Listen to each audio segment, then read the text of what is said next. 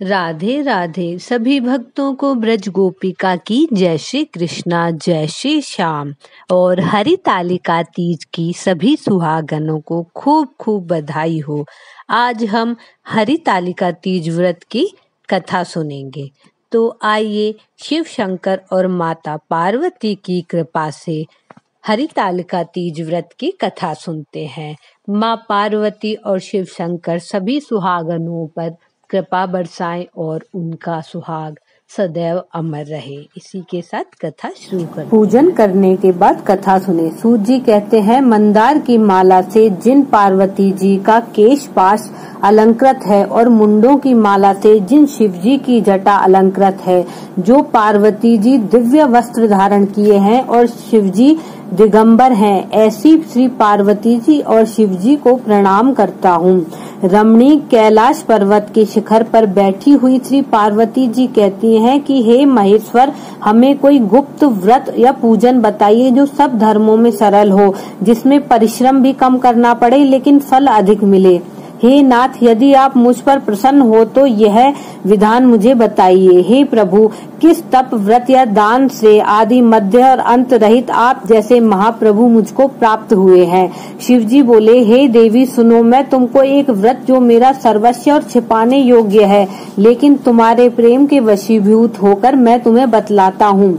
जैसे नक्षत्रों में चंद्रमा और ग्रहों में सूर्य, वर्णों में ब्राह्मण, देवताओं में विष्णु भगवान और नदियों में गंगा, पुराणों में महाभारत, वेदों में सामवेद और इंद्रियों में मन श्रेष्ठ है।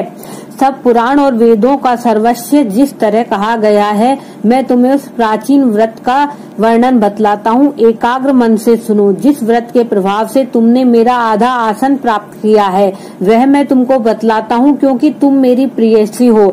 भाद्रपद मास के हस्त नक्षत्र से युक्त शुक्ल पक्ष की तृतीया तिथि को उसका अनुष्ठान मात्र करने से स्त्रियां सब पापों से मुक्त हो जाती हैं। हे देवी, तुमने आज से बहुत दिनों पहले हिमालय पर्वत पर इस व्रत को किया था। यह वृतांत मैं तुमसे कहूँगा। पार्वती जी ने पूछा, हे नाथ, मैंने क्यों यह व्रत किया था, यह सब आपके मुख से मैं सुनना चाहती हूँ।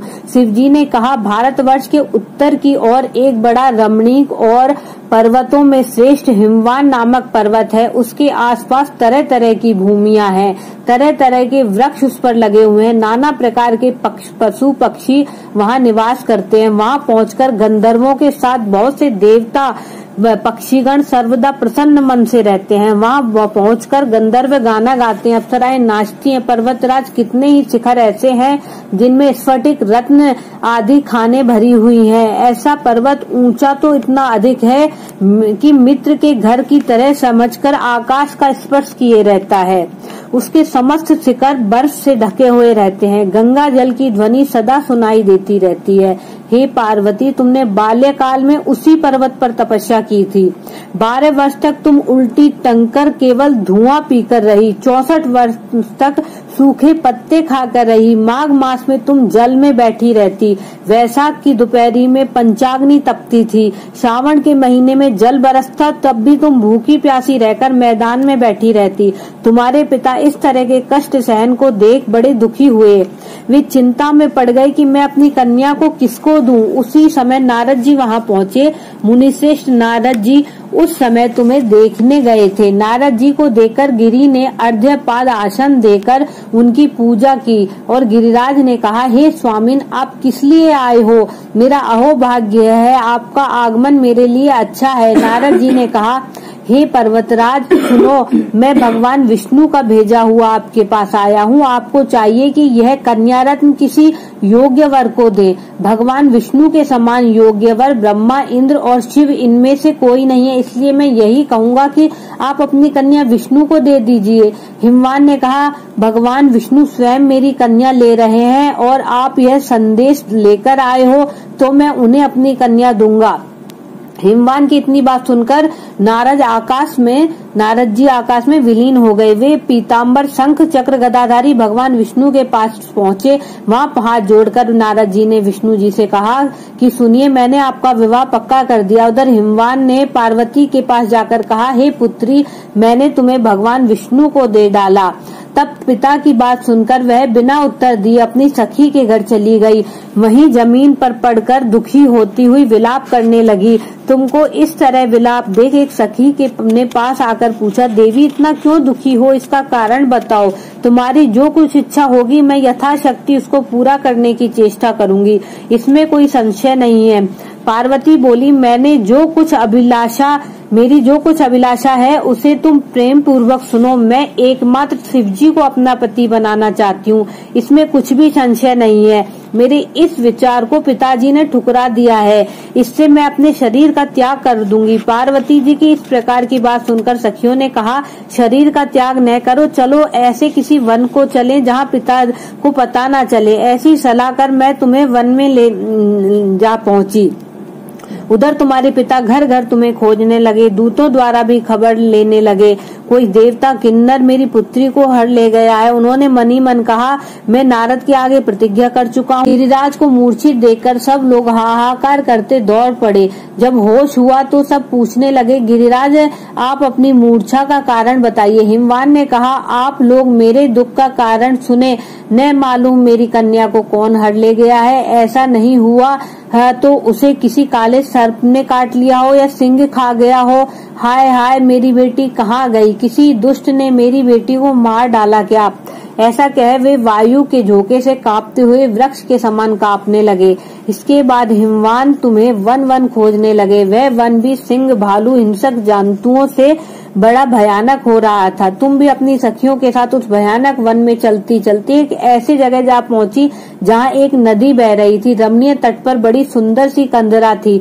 तुमने उसी कंदरा में आश्रम बना लिया और मेरी एक बालुकामयी प्रतिमा बनाकर अपनी सखियों के साथ निराहार रहकर आराधना करने लगी। जब भाद्रपद मास के शुक्ल पक्ष की तृतीया तिथि आई तब तुमने मुझे प्राप्त किया। तुमने मेरा विधिवत उस दिन पूजन किया, रात भर जागरण कर गीत वरदादी से मुझे प्रसन्न कर वह रात्रि बिताई। उस व्रत राज के प्रभाव से मेरा आसन डगमगा उठा, जिससे मैं तत्काल उस स्थान पर जा पहुंचा जहां तुम अपनी सखियों के साथ रहती थी। वहां पहुंचकर मैंने तुमसे कहा, मैं तुम पर प्रसन्न हूँ, बोलो क्या चाहती हो। तुमने कहा, मेरे देवता यदि आप मुझ पर प्रसन्न हो तो मेरे पति बने। मैंने तथास्तु कह दिया।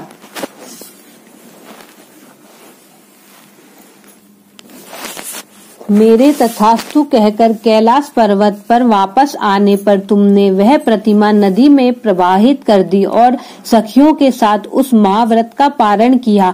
हिमवान भी तब तक उस वन में तुम्हें खोजते हुए जा पहुंचे। चारों दिशाओं में तुम्हारी खोज करते करते वे व्याकुल हो चुके थे, इसलिए तुम्हारे आश्रम के समीप पहुंचते ही गिर पड़े। थोड़ी देर बाद उन्होंने नदी के तट पर दो कन्याएं देखी। देखते ही उन्होंने तुम्हें छाती से लगा लिया और विलक विलक कर रोने लगे। फिर पूछा, पुत्री तुम सिंह, व्याघ आदि जंतुओं से भरे इस जंगल में क्यों आ पहुंची। पार्वती ने उत्तर दिया, हे पिताजी, मैंने पहले ही अपने आप को शिवजी के हाथों में समर्पित कर दिया है। आपने मेरी बात टाल दी, इससे मैं यहाँ चली आई। हिमवान ने सांत्वना देते हुए कहा, हे पुत्री, मैं तुम्हारी इच्छा के विरुद्ध कुछ न करूंगा। तुम्हें अपने साथ ले घर आए और मेरे साथ तुम्हारा विवाह कर दिया। इसी से तुमने मेरा अर्धासन पाया है। तब से आज तक किसी के सामने मुझे यह व्रत प्रकट करने का अवसर नहीं प्राप्त हुआ। हे देवी, मैं यह बताता हूँ कि इस व्रत का हरिताल का नाम क्यों पड़ा। तुम्हें सखियां हर ले गई थी, इसी से हरिताल का नाम पड़ा। पार्वती जी ने कहा, हे प्रभु, आपने नाम तो बताया, अब विधि भी बताइए। इसका क्या पुण्य है, क्या फल है तथा यह व्रत कौन करे। तब शिवजी पार्वती जी से कहने लगे, हे देवी, मैंने स्त्री जाति की भलाई के लिए यह उत्तम व्रत बतलाया है। जो स्त्री अपने सौभाग्य की रक्षा करना चाहती हो वह यत्न पूर्वक इस व्रत को करे। पहले केले के खंभे आदि से सुशोभित एक सुंदर मंडप बनाए, उसमें रंग बिरंगे रेशमी कपड़ों से चंदवा लगाकर चंदन आदि सुगंधित द्रव्यों से वह मंडप लिपवाए। फिर शंख, भेरी, मृदंग आदि बजाते हुए लोग एकत्रित होकर तरह तरह के मंगलाचार इंतजार करते हो उस मंडप में पार्वती और शिव जी की प्रतिमा स्थापित करें। उस रोज दिन भर उपवास कर बहुत से सुगंधित फूल, गंध मनोहर धूप, नाना प्रकार के नैवेद्य एकत्र कर मेरी पूजा करें, मेरा जागरण करें। ऊपर जो वस्तुएं गिनाई गई हैं उनसे अतिरिक्त नारियल, सुपारी, लौंग, अनार, नारंगी आदि जो फल आपको प्राप्त हो सके उसे सबको इकट्ठा करके ऋतु फल, फूल आदि सब विशेष रूप से रखें। इसके बाद धूप दीप से पूजन कर प्रार्थना करें। हे शिवे, शिव रूपणी, हे मंगले, सब अर्थों को देने वाली हे देवी, हे शिव रूप आपको नमस्कार है। हे शिव रूपे आपको सदा के लिए नमस्कार है। हे ब्रह्म रूपिणी आपको नमस्कार है। हे जगदात्री आपको नमस्कार है। हे सिंह वाहिनी, संसार के भय से भयभीत मुझ दीन की रक्षा करो। इस कामना की पूर्ति के लिए मैंने आपकी पूजा की है। हे पार्वती, मुझे राज्य और सौभाग्य दे, मुझ पर प्रसन्न होवें। इन्हीं मंत्रों से पार्वती और शिव जी की पूजा करें। तदंतर विधि पूर्वक कथा सुने और ब्राह्मण को वस्त्र, स्वर्ण आदि देवें। इस तरह एकाचित होकर स्त्री पुरुष दोनों एक साथ पूजन करें। फिर वस्त्र आदि जो कुछ हो उसका संकल्प करें। हे देवी, जो स्त्री इस प्रकार पूजन करती है वह सब पापों से छूट जाती है, उसे 7 जन्म तक सुख और सौभाग्य प्राप्त होता है। जो स्त्री तृतीया तिथि का व्रत न कर अन्न भक्षण करती है तो वह 7 जन्म तक बाध्य रहती है, उसको बार बार विधवा होना पड़ता है। वह सदा दरिद्री, पुत्र शोक से शोकाकुल, स्वभाव से लड़ाकी, सदा दुख भोगने वाली होती है। और उपवास न करने वाली स्त्री अंत में घोर नरक में जाती है। तीज को अन्न खाने से सूकरी, फल खाने से बंदरिया और पानी पीने से जोंक और दूध पीने से सापिन, मांसाहार करने से बाघिन, दही खाने से बिल्ली, मिठाई खाने से चींटी, ये सब खाने से मक्खी होती है। उस रोज सोने से अजगरी और पति को धोखा देने से मुर्गी होती है। इसलिए हर स्त्री को यह व्रत अवश्य करना चाहिए। दूसरे दिन स्वर्ण, चांदी, तांबा, बांस के पात्र में अन्न भरकर ब्राह्मण को दान दें और व्रत का पारण करें। जो स्त्री इस प्रकार व्रत करती है वह मेरे समान पति पाती है और जब वह मरने लगती है तो तुम्हारे समान उसका रूप हो जाता है। उसे सब प्रकार के सांसारिक भोग और सायुज्य मुक्ति मिल जाती है। इस हरितालिका की व्रत कथा मात्र सुन लेने से प्राणी को 1000 अश्वमेध और सैकड़ों इसको करने से प्राणी सब पापों से छूट जाता है, इसमें कुछ भी संशय नहीं है। इति श्री हरितालिका व्रत कथा समाप्त। हरितालिका तीज की सभी सुहागनों और कन्याओं को बहुत बहुत शुभकामनाएं। ओम नमः शिवाय। श्री पार्वती पतिये नमः। हर हर हर महादेव।